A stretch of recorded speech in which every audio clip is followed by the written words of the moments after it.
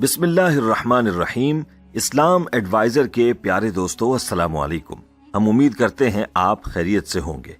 دوستو، سورہ اخلاص قرآن پاک کی وہ سورہ ہے جو کہ ہر مسلمان کو لازماً یاد ہوتی ہے، اور جن لوگوں کو قرآن پاک کی باقی سورتیں یاد نہیں ہوتی تو وہ ہر نماز کی ہر رکعت میں اسی سورت کو تلاوت کرتے ہیں۔ یہ سورت بہت آسان سورت ہے، لیکن فضائل کے لحاظ سے اس سورت کی مثل کوئی سورت نہ ہوگی جو کہ مختصر بھی ہو اور اتنے فضائل کی حامل بھی ہو۔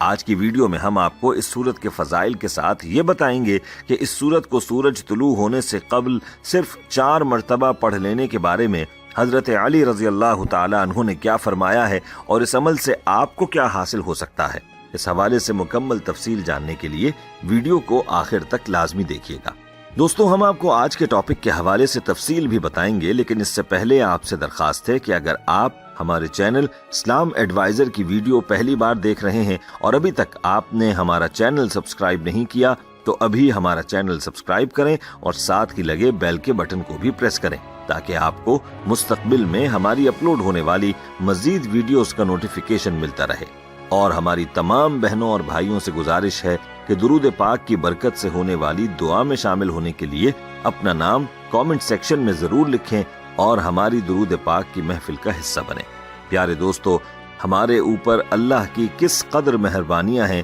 اس بارے میں ہم سوچ بھی نہیں سکتے۔ اللہ تعالیٰ نے انسان اور خاص طور پر مسلمان کے لیے اپنے خزانوں کے دروازے کھلے چھوڑے ہوئے ہیں کہ جس کا دل چاہے اللہ کے خزانوں سے جتنا لوٹ سکتا ہے لوٹ لے۔ لیکن افسوس کہ آج کا مسلمان بجائے توشہ آخرت اکٹھا کرنے کے دنیا کی فانی چیزوں کے پیچھے لگا ہے، اور اس بات سے بے خبر ہے کہ اللہ تعالیٰ اس کو چھوٹے چھوٹے اعمال پر کتنے بڑے بڑے انعامات عطا فرما رہے ہیں۔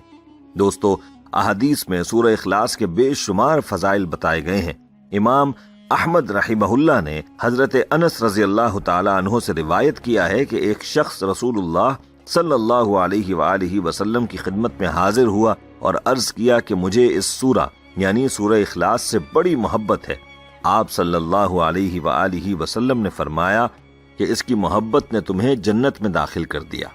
بروایت ابن کثیر۔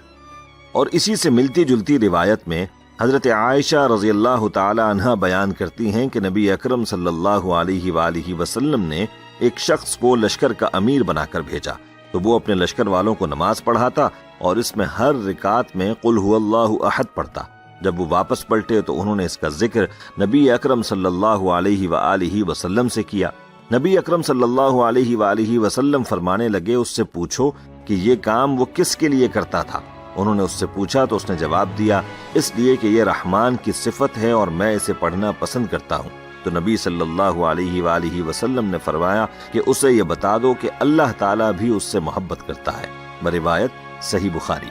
دوستو، اس حدیث کے پیش نظر جنت کا داخلہ کتنا آسان ہے کہ اس مختصر سورت کے ساتھ محبت کی جائے، اس سورت کی کثرت کی جائے، اس سورت کو نمازوں میں پڑھا جائے اور بغیر نماز کے بھی اس کی تلاوت کی جائے تو اللہ اس پر جنت عطا فرما دے گا۔ اور دوستو، یاد رہے کہ یہ ایسی سورت ہے جو تقریباً ہر مسلمان کو یاد ہے، ہر بچے کو اور ہر بڑے کو یاد ہے۔ اس لیے چاہیے کہ اس سورت سے لگاؤ پیدا کیا جائے، اس سورت کے معنی و مفہوم کو سمجھ کر اس سورت سے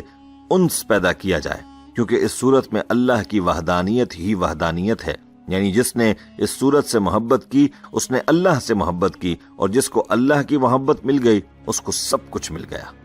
دوستو، ترمذی نے حضرت ابو ہریرہ رضی اللہ تعالی عنہ سے روایت کیا ہے کہ ایک مرتبہ رسول اللہ صلی اللہ علیہ وآلہ وسلم نے لوگوں سے فرمایا کہ سب جمع ہو جاؤ، میں تمہیں 1/3 قرآن سناؤں گا۔ جو جمع ہو سکتے تھے جمع ہو گئے، تو آپ تشریف لائے اور قل هو اللہ احد یعنی سورہ اخلاص کی تلاوت فرمائی، اور ارشاد فرمایا کہ یہ سورت 1/3 قرآن کے برابر ہے، بروایت صحیح مسلم۔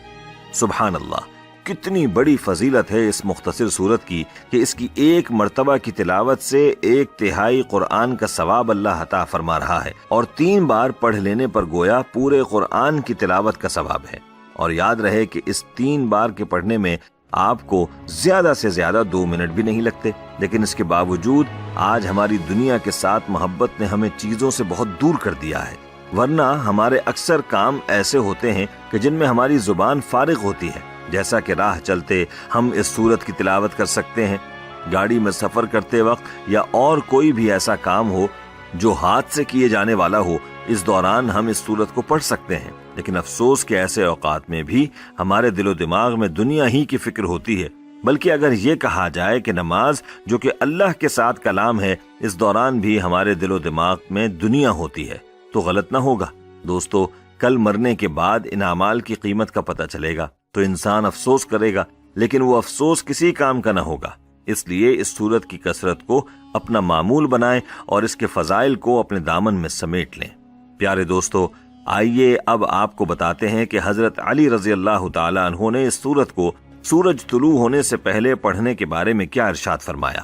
کہتے ہیں کہ حضرت علی رضی اللہ تعالیٰ عنہ کا یہ قول ہے کہ جو شخص سورہ اخلاص کو سورج نکلنے سے پہلے 4 مرتبہ پڑھ لے اور پھر اس سورت کی تلاوت کے وسیلے سے اللہ سے دعا مانگے تو وہ اللہ سے جو بھی دعا مانگے گا وہ قبول ہوگی، چاہے جس بھی حاجت کے لیے دعا مانگے۔ تو دوستو، دعا کی قبولیت کے لیے کتنا آسان عمل ہے کہ جس کے لیے ہم اکثر پریشان بھی ہوتے ہیں اور یہ شکوہ بھی کرتے ہیں کہ دعا قبول نہیں ہوتی، اور اکثر ناظرین ہم سے سوال بھی کرتے ہیں کہ دعا کی قبولیت کے لیے وظیفہ یا عمل بتائیں۔ تو ایسی تمام بہنیں اور بھائی اس قول سے استفادہ کر سکتے ہیں اور اس مختصر عمل کے وسیلے سے اللہ سے اپنی حاجت کے لیے مانگ سکتے ہیں۔ دوستو، اسی حوالے سے حدیث میں بھی آتا ہے کہ رسول اللہ صلی اللہ علیہ وآلہ وسلم نے فرمایا کہ جو شخص صبح اور شام قل هو اللہ احد اور معوذتین پڑھ لیا کرے تو یہ اس کے لیے کافی ہے، اور ایک روایت میں ہے کہ یہ اس کو ہر بلا سے بچانے کے لیے کافی ہے، بروایت ابن کثیر۔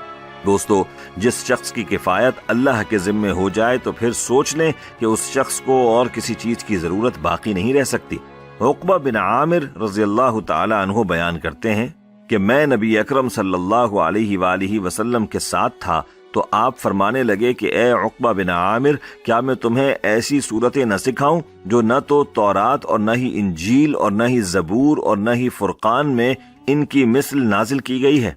تو انہیں ہر رات پڑھا کر وہ صورتیں قل هو اللہ احد، قل اعوذ برب الفلق اور قل اعوذ برب الناس ہیں، اور فرمایا کہ رات کو اس وقت تک نہ سو جب تک ان تینوں معوذتین اور قل هو اللہ احد کو نہ پڑھ لو۔ حضرت عقبہ کہتے ہیں کہ اس وقت سے میں نے کبھی ان کو نہیں چھوڑا، بروایت ابن کثیر۔ نبی اکرم صلی اللہ علیہ وآلہ وسلم کا ارشاد ہے کہ جس نے 10 مرتبہ قل هو اللہ احد پڑھی، اللہ تعالیٰ اس کے لیے جنت میں گھر بنا دیتا ہے۔ اور ایک روایت میں یہ بھی اضافہ ہے کہ حضرت عمر رضی اللہ تعالی عنہ نے عرض کیا، یا رسول اللہ، پھر تو ہم جنت میں اپنے لیے بہت سے گھر بنا لیں گے۔ تو پیارے آقا صلی اللہ علیہ وآلہ وسلم نے فرمایا، بے شک اللہ تعالیٰ اس سے بھی زیادہ عطا فرمانے والا ہے۔ ایک دوسری روایت میں حضرت عائشہ صدیقہ رضی اللہ تعالی عنہا بیان کرتی ہیں کہ نبی اکرم صلی اللہ علیہ وآلہ وسلم ہر رات جب بستر پر تشریف لاتے تو قل هو اللہ احد اور قل اعوذ برب الفلق اور قل اعوذ برب الناس پڑھ کر اپنی دونوں ہتھیلیوں پر پھونک کر سر اور چہرے سے شروع کر کے اپنے جسم پر جہاں تک ہاتھ جاتا اسے 3 بار پھیرتے، بروایت صحیح بخاری۔ اور ایک دوسری روایت میں ہے، جو شخص سونے کا ارادہ کرے اور دائیں کروٹ پر سوئے پھر 100 مرتبہ سورہ اخلاص پڑھے، جب قیامت کا دن ہوگا اللہ تعالیٰ فرمائیں گے، اے میرے بندے، اپنی دائیں جانب سے جنت میں داخل ہو جا۔ پیارے دوستو، آپ نے سورہ اخلاص کے فضائل و فوائد کے بارے میں جانا کہ اس پیاری سی مختصر سورت سے آپ کیسے استفادہ کر سکتے ہیں۔ اس لیے آج ہی سے اس سورت کو اپنا معمول بنائیں۔ جتنے بھی اعمال اس کے بتلائے گئے ہیں، چاہے سورج طلوع ہونے سے پہلے کے ہیں یا رات سونے سے پہلے کے ہیں، تمام اعمال کو اپنے معمولات میں شامل کریں اور اللہ سے اس کے فضل اور اس کی مغفرت کی امید رکھیں۔ اللہ سے دعا ہے کہ اللہ ہمیں عمل کی توفیق عطا فرمائے، آمین۔ دوستو، آج کی اس ویڈیو کو اپنے دوستوں کے ساتھ زیادہ سے زیادہ شیئر کریں، اور اگر آپ چاہتے ہیں کہ ہم آپ کے لیے آپ کی مرضی کا کوئی وظیفہ یا موضوع لے کر آئیں تو آپ اس بارے میں ہمیں کامنٹ سیکشن میں بتا سکتے ہیں۔ ہم یہ امید کرتے ہیں کہ آپ کو ہماری آج کی یہ ویڈیو ضرور پسند آئی ہوگی۔ اگر آپ کو ہماری آج کی یہ ویڈیو پسند آئی ہے تو سب سے پہلے تو اس ویڈیو کو لائک کریں اور اپنی رائے کا اظہار کامنٹ سیکشن میں کریں۔ اور آپ سے ایک بار پھر درخواست ہے کہ آپ ہمارے چینل اسلام ایڈوائزر کو ضرور سبسکرائب کر لیں اور ساتھ ہی لگے گھنٹی کے بٹن کو بھی کلک کریں تاکہ آپ کے پاس ہماری آنے والی مزید ویڈیوز کا نوٹیفیکیشن ملتا رہے۔ اللہ تعالیٰ سے دعا ہے کہ اللہ تعالیٰ ہمیں آسانیاں عطا فرمائے اور آسانیاں تقسیم کرنے کا شرف عطا فرمائے، آمین یا رب العالمین۔ والسلام علیکم ورحمۃ اللہ وبرکاتہ۔